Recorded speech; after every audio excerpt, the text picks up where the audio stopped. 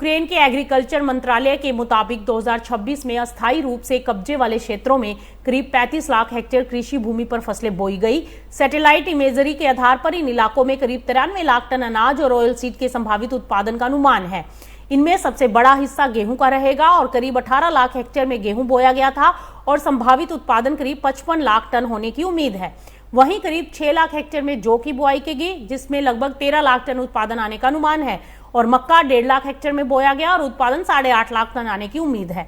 Oil seed की अगर बात करें तो सूरजमुखी सबसे आगे है, करीब 8 लाख हेक्टेयर में सूरजमुखी बोया गया है और संभावित उत्पादन 13 लाख टन बताया गया है।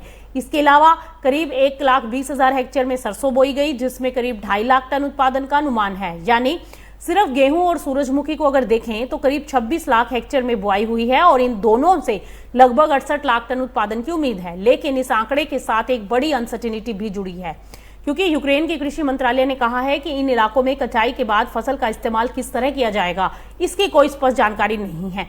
सैटेलाइट मॉनिटरिंग से बोए गए क्षेत्र और संभावित उत्पादन का अनुमान तो लगाया जा सकता है, लेकिन फसल की वास्तविक आवाजाही या उसके अंतिम इस्तेमाल की जानकारी नहीं मिल पा रही। यानी कब्जे वाले क्षेत्रों में उत्पादन का ये अनुमान ग्लोबल ग्रेन और ऑयलसीड सप्लाई की तस्वीर समझने के लिए बड़ा अहम है, लेकिन इस पूरी फसल की वास्तविक बाजार उपलब्धता अभी भी बड़ा सवाल है।